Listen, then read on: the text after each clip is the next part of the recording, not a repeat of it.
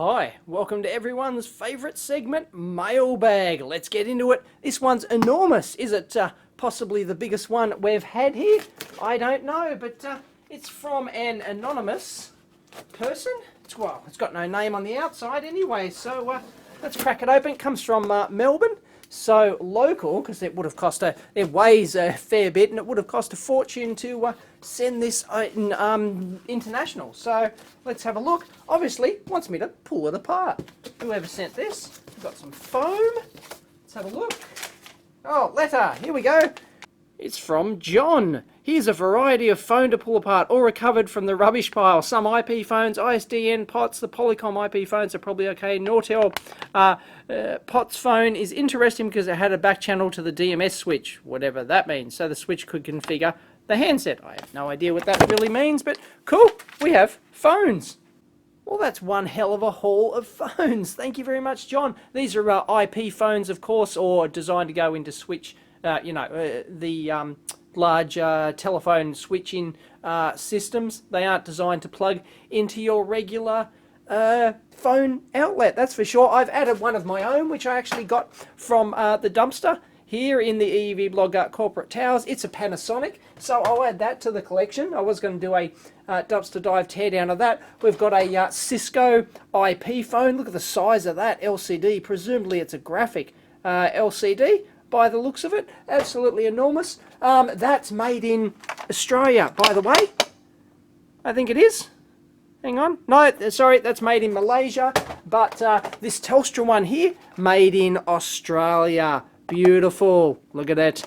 And this Nortel Networks one, this is also made in Australia. We're big into making our phones here. I went for an interview once at a company, I can't remember their name, it was a subcontract company who designed and manufactured phones here in Australia, and we've got some Polycom ones as well. They're all made in Thailand, but it looks like we've got 3 different models of those, plus a little, I don't know, a little status indicator or something like that. So far too many to tear down on the mailbag, so I will do very shortly a dumpster diving teardown of all these phones. It'll be, I won't show them disassembling, I'll just take them apart, bang, here it is. Maybe what we can salvage, if there's anything salvageable from these, because you can't use them, as phones, as I said, really. Although, maybe an IP phone or something like that. It runs on 48 volts DC, and, you plug it into your network, and, yeah, I don't know, but anyway, dumpster diving, salvage video coming up. Thanks, John.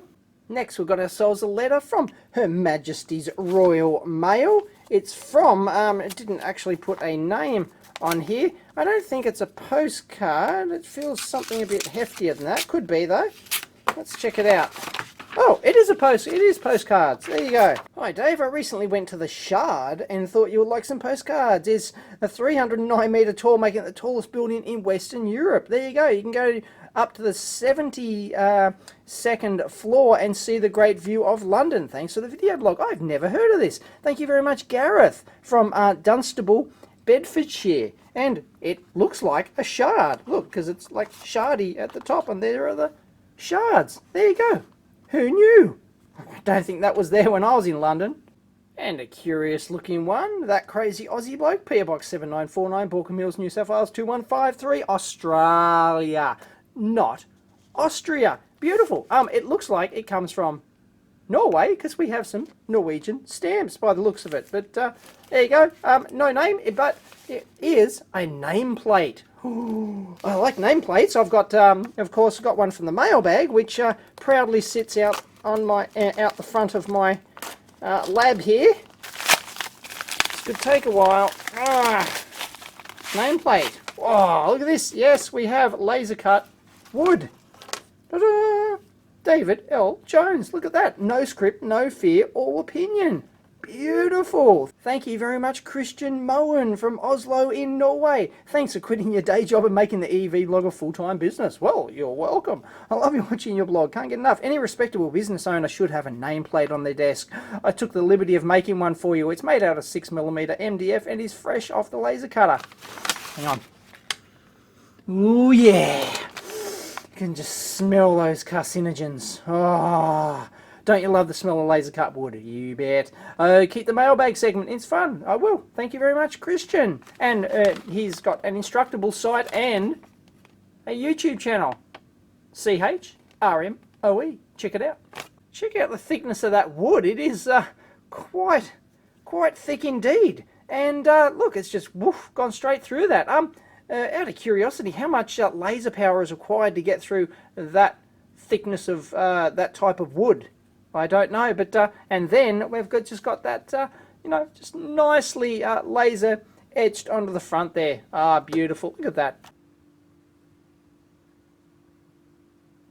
Next up, we have a binary epoch clock kit from Adam Hale from Maniacal Labs in Apex in NC, North Carolina, I believe that is. Haven't been to North Carolina before, unfortunately. But let's rip this sucker open. Somebody complained last time that I need to do a wide shot.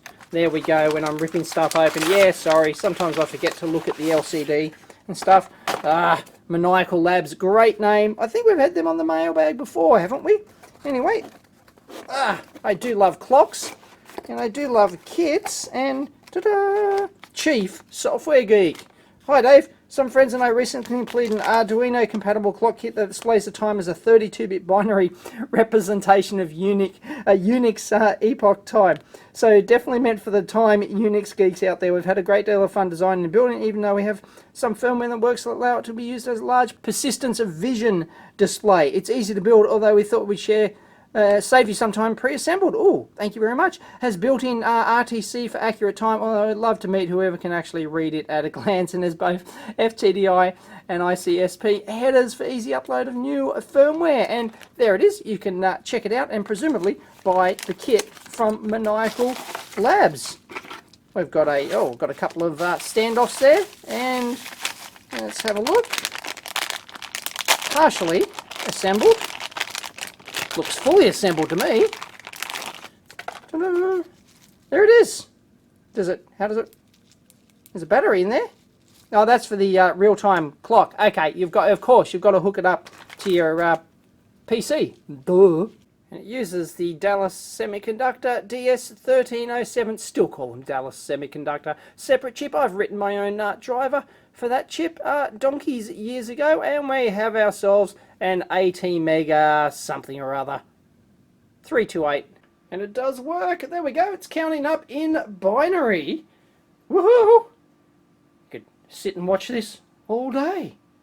Mesmerizing for those who love to count in binary. So thank you very much, Adam. And yes, you could see how that could be used as a persistence of vision display as well. It's got a whole bunch of LEDs on there, 32 to be precise, and you change the firmware on there, and you swipe it like that, and based on the update rate, you get it right, and then you can have a persistence of vision display. Of course, there's no accelerometer on there, for example, to sort of kick off a predetermined start point or something like that. It'd just be a free running persistence of vision display, but that could work quite nice. And speaking of kits and things, we have another 2 packages from Elector Electronics. I've had these ones sitting around forever because Elector have had quite a few sucks of the mailbag salve, and so I've left them until lucky last. But here we go, we'll finally open them. So I think it's, what does it say, book and kit or something like that. So I don't know what they've sent in here, but did finally get around to them. Let's have a look. Ta-da! Elector. It's the Eagle V6, Learning to Fly with Eagle by Mitchell Duncan. Good on you, Mitch. All right, there we go. Learning to Fly with Eagle, version 6. Elector. Don't know how much this sucker costs, but there you go. Learning to, you know, I'm not too keen on books that just tell you, you know, how to learn a package like that, because they don't really tell you anything on the, well, usually, I don't know, I don't want to presume, but usually they don't sort of, you know, tell you how to lay out a board. It's just how to use the package. And we have ourselves a CD in there, and default ground planes and polygons. Yeah, I don't know, fabrication of PCBs. There we go. It's got all the pre-preg stuff. How it's, oh look, double-sided printed circuit boards, multi-layer circuit boards. But library editor, yeah, so it is a how to use Eagle type book. So it's not going to teach you PCB design as such, but there are, which is the book that I wanted to write, and I have, well, have started writing, but there how to set it up and things like that. But it does have some practical stuff in there by the looks of it. There's projects. Anyway, it has a little bit of the more generic practical manufacturing info. Good on you, Mitch. And ta-da! Oh, we have a kit. What does it do? Obviously, that comes as part of the book, and it does something. I have to read the book. Now, it says it's an improved radiation meter. Well, what sort of radiation? It doesn't really say, but it's got a LCD with a AT Mega 88 on there, and looks like an amplifier for the sensor. But the sensor just looks to be like a standard piezo transducer, so it's not like a radiation detector or anything like that. So I'm not sure. More info required. Aha, it is a radiation detector, but it uses a pin photodiode, a BPW34. I can get it to change color just by woohoo moving my body around there. Fantastic. Look at that. Swipe it in, out, halfway. Woohoo! That's just a reflection. Anyway, yeah, it is a radiation detector. It's just got a simple amplifier on the front end, and then that piezo transducer, of course, is to do the tick, tick, tick, tick. Actually, it contains about 23 pages in Chapter 6 here on an introduction to PCB manufacturing, so that's not too bad at all. And then, of course, you get into the, they have some example projects creating the whole thing, and it's this example radiation meter. And here's the schematic of our radiation meter. There's the BPW 34-pin photodiode. We've got a JFET there on the input, and just some LM358s, and of course the microcontroller stuff, which is pretty meh. And this one says assembled board, I think. So what sort of assembled board? I got no idea. I really hate these outside envelope things that go across the part where you have to cut. It's just, it's ridiculous. And if you cut too hard with your knife, sometimes you can cut through the product inside. It's just ridiculous. So we have ourselves, oh man, going to town here. And let's have a look. Review, copy and companion hardware, more books. PIC Microcontroller Programming in 10 captivating lessons by Bert Van Dam. Sounds tough. Well, it's hardly an assembled board, it's a breadboard. Cool, you can always use breadboards with a little USB 0.1 inch header adapter. This is obviously a USB microcontroller. It's the 18F4455. That's the one they obviously use in all of the, yeah, there it is, even on the front there. They use in the experiments and stuff like that. So this is 10 captivating lessons. I don't mind the concept of this. You know, you get a nice little breadboard in a nice little kit. You get all the parts. Look at those. There's a speaker in there, some switches, some pots, some LEDs to do all your basic stuff. And then we have 10 captivating lessons. Goes into initial setup, JAL. I don't know what JAL is. Library, BERT. I don't know. One of the programming software for the PIC, which I have never used. And flashing LED, of course, is your first one. Connecting switches. And then we've got control, procedures and functions, interrupts and tasks, ports, measurements, ADC stuff, all the library stuff, JAL in general. There you go. I should probably find out what it is. Ooh, there you go. JAL stands for Just Another Language. It's a free format language. The statements can be spread out over the lines as you please. Tab spaces, new lines are all interpreted as spaces. No delimiter between statements. In theory, you can put all statements on a single line, one after the other. Yeah, great. That'd be fantastic, wouldn't it? No thanks. But in practice, this freedom results in programs that are, Well, crap. It is the only advanced free language having a large active international user group. There you go. Come to think of it, I have heard of it. I've never looked into it. Is configurable and extensible by use of libraries and combine typical Java program starts with right, Bert, yeah, right, nah, you know, like here's a typical, looks like here's a typical example of it. Like, why have just another language? Why not stick with, if you're going to learn a language, stick with industry standard C. I mean, you know, it's not that far off it. I don't understand. Like, why would you have just another language? I don't know. Can somebody who's a fanboy of it please explain the benefits? So the book's actually not bad. I mean, you know, it takes you step by step how to use the thing and then how to wire them up, and it's got yeah, there are pictures, how to assemble the thing on the breadboard, and all sorts of stuff. And it does actually look quite good, except for the fact that it's written in JAL. And so that aspect, I can't recommend it, because you know, if you're going to learn it, learn, you know, industry standard C. I don't know why you'd learn JAL. Please explain why you would use this. I mean, you may as well use Arduino, for example. At least it's real C. Yeah, it's heavily library dependent, but it is real C. You're actually learning and real C, and then you can go on easily, seamlessly to real C. Learning JAL, I don't see the point of it. Maybe, yeah, if you want to just get something done on your PIC microcontroller, okay, it's going to work, but you've got to put that effort in to learn it, so you may as well get the long-term benefit of learning an industry standard language. No, it just, no, doesn't work. No, not in today's age. And here's another one that I found lying around that unfortunately I haven't opened for a long time. It's embarrassing. It comes from TekBox Digital Solutions. I don't have a name on it. So sorry for the massive delay on this one. This one's really interesting, folks, from TekBox. As I said, it's a Line Impedance Stabilisation Network. It's a device required to set up, I'll explain here, required to set up conducted noise measurements of DC-powered devices. Conducted is important. There's conducted and there's radiated emissions of products in terms of, you know, EMC. So it is designed to be used for EMC pre-testing in a frequency range 150k to 110 meg. It's inserted into the supply line of the device under test. Conducted noise, which is present at the supply terminals of the device under test, can be measured at the BNC connector using a spectrum, this BNC connector, using a spectrum analyzer or a measurement receiver. There you go.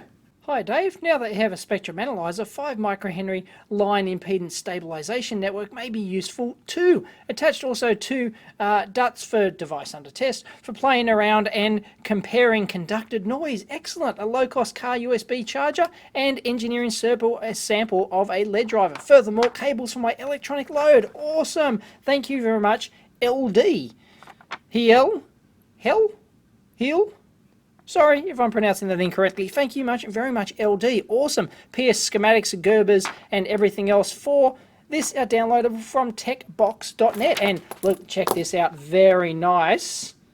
Awesome. Look at the gold plating. Look at that. That's pornographic. It really is. That's for my electronic load, which is over there, which has these, as I've noted in previous videos, pain in the ass, well, actually really nice big screw terminals, but you can't plug banana plugs into them. So that's what this is for, to go in there and convert them to female banana jacks like that. Fantastic. They're awesome quality. Thank you very much. And here's the box. It looks very nice indeed. 200 volt maximum, 10 amps. It's not like a mains one, for example. It is designed for DC use, but that looks very nice. We'll crack that open in a second. And we have a couple of, this is a LED driver, so we'll be able to do some testing of conducted radiation with the spectrum analyzer. And I think that is so worthy of its own video. I don't want to do it here on the Mailbag. Mailbag's probably already long enough anyway. So I will absolutely do this as a separate video for testing for conducted line measurement. And here's the schematic. I mean, you know, you can build your own. It's not hard at all. All they're doing is the DC input here, they're just AC coupling that out, and that goes to your B and C, and then isolating from your power source over here. It's got some MOV protection, it's got a gas discharge tube there, very nice, and there's a couple of TVSs in there, excellent, and some filtering. So it's basically just, that's all you need to tap off a signal like this. An inductor stops any of the high frequency stuff going out to the source and the power supply source out here, and then we're tapping it all off, go into our spectrum analyzer. So that allows us to measure the noise coming out or conducted out of the wire of our instrument. And as I said, there are two types of noise you've got to worry about when you're designing a product. Take this USB car charger, for example. There is what most people think of noise is just radiated noise. You've got your circuitry in there and it's switching big square waves, generating big harmonics, and that's the traces in there, they're acting as little antennas, and bingo, you know, it's radiating out all this RF energy out from the box. I mean, if it's a really properly shielded box, then you should, in theory, get no radiated emissions from your products. But when you've got wires, so even if you had a shielded box and you were able to stop the radiated emissions, if you've got power wires coming in and out, unless you have batteries inside the shielded box, you've got to have cables coming in and out. And when you have cables coming in and out, you have what is called conducted emissions, which means that the noise inside piggybacks itself on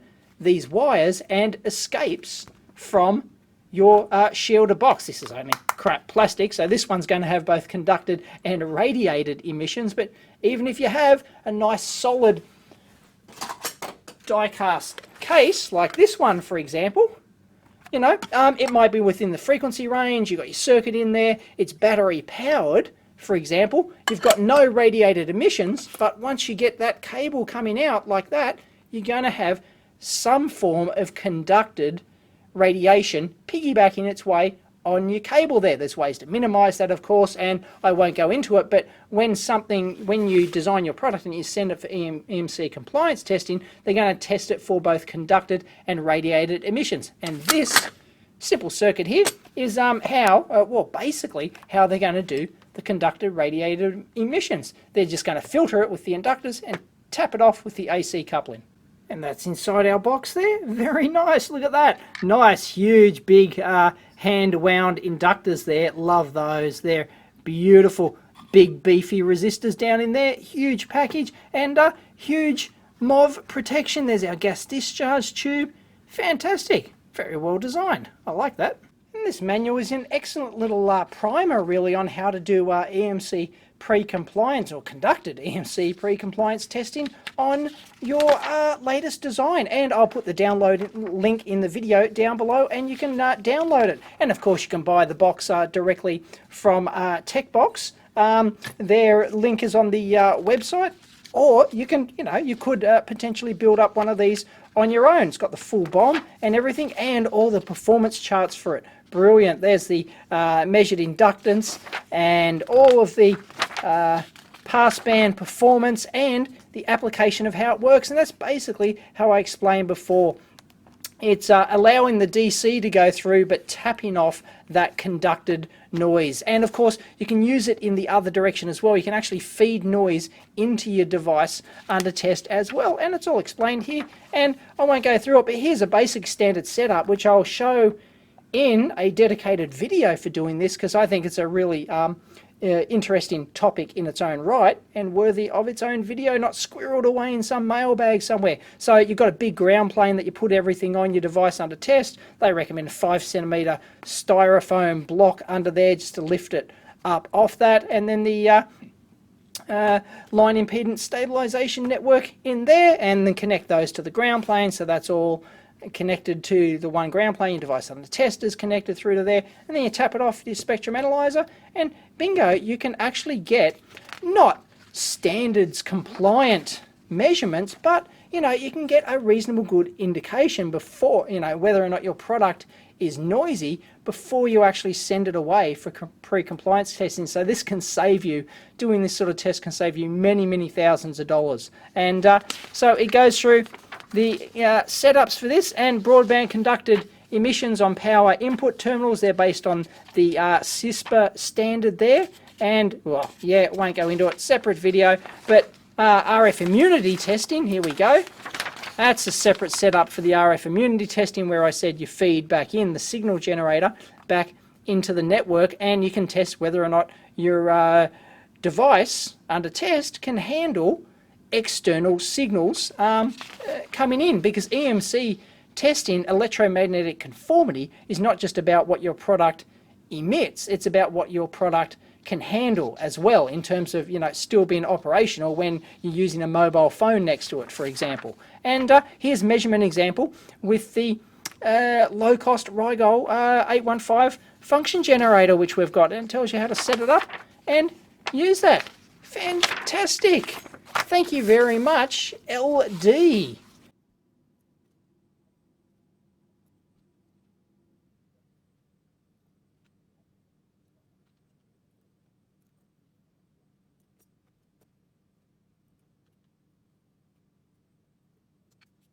Now when I'm assembling a board like this, all through-hole components, I'm basically going to do all of the low profile stuff first. So all of the through-hole resistors here, the diode here, and then because they're quite messy, because they've got the long leads like this, you've got to trim them off. You know, quite a bit of pain in the arse. You've got to bend them to hold them in there sometimes, and you know, it can get a bit messy. But anyway, do all those low profile parts first. Then I would probably do the sockets second, because then you can push those in and then it can just sit flat when you flip it over.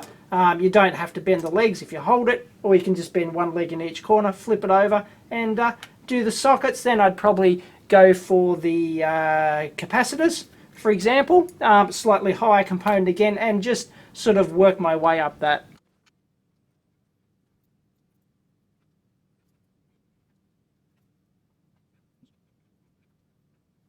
Component leads like this, your side cutters like this, you want your flat part down like that, of course, but don't push it too far, just sort of down and then maybe slightly up a bit. Just leave a little bit of height on that pin. You don't want to cut into the solder fillet itself. Oops, I missed a solder joint. Always happens.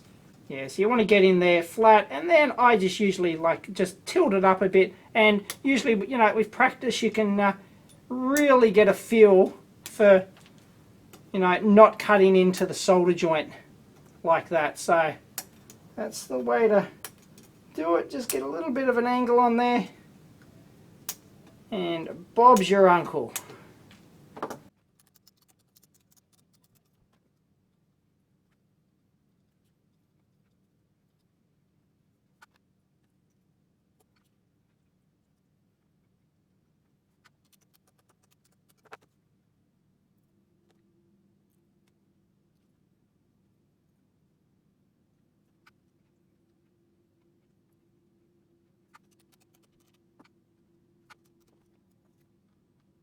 And I showed this before, to get a board like this out of the breakout tabs like this, or mouse bites, or whatever you want to call it. You get your flat part of your side cutters like that, and just get it in there like that against the board, and then just boom. Probably, usually you don't want to use your good ones. Usually you have, you know, a cheap ass pair of side cutters lying around for mechanical type stuff like this, but what you want to do is just break it off like that, and make sure you get in there decently, and bingo, that just falls out. And then you've got to clean up the fiberglass dust. Blech. Now here's a problem with this board. This LCD is designed to be mounted on the back, and it does line up with these standoff holes here, but I don't think I got the any standoffs with it. Wasn't in the plastic bag here, so I'm going to have to I'm going to solder it directly on the pins, just freestanding. But if you push it down against the board like that, the metal tabs, metal conductive of course, this one here in particular touches that solder joint there. It's almost precisely on top of it. You can't see down in there, but trust me, it's contacting that thing, almost like it's designed to short out. Not that great, so I've got to solder that sort of, with a bit of standoff there, or find some standoffs to put on here, but I couldn't be bothered. I mean, there's no stress on this thing. I'll just solder that sort of halfway up. But yeah, that's not great design. They should have thought about that when they designed that. Oh well. So the way you do that is just solder one pin and then just pull it back out to the height you want, and then go solder the other end, and then that's it. You've automatically got the height you need. And also just make sure you can actually solder it at an angle like that, which you don't want. So once you've done that, just make sure you sort of reheat that joint and sort of just de-stress it a bit. Sorry I can't show that, but sort of, yeah, just de-stress that so that it's not curving inwards, so that it's straight like you want it.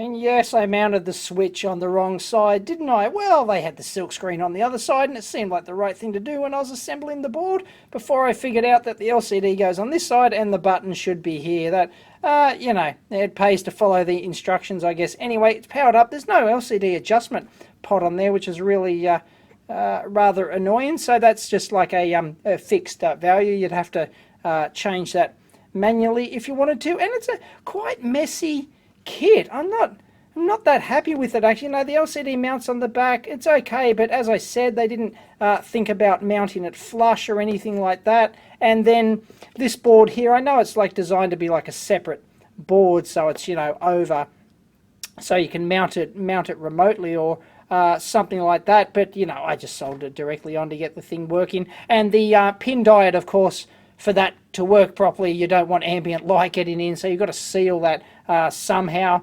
But I couldn't download the thing from the website. I wanted me to log in or something. Screw that. And anyway, yeah, it's just kind of messy. And the speaker, it would have been nicer to have like an onboard speaker, like just a little PCB mount piezo transducer instead of a wire one like this. Just messy. And the 9-volt thing, it would have, I don't know, you could have even mounted a 9-volt battery holder on there or something, just to make it sort of all self-contained. So yeah, it's an example of, the board. It's designed as an example for the book, obviously, and yeah, it doesn't make that great a kit, but it's working. I'm not sure what it's telling us. We haven't detected anything at the moment. 0. I think I need to read the instructions. Catch you next time.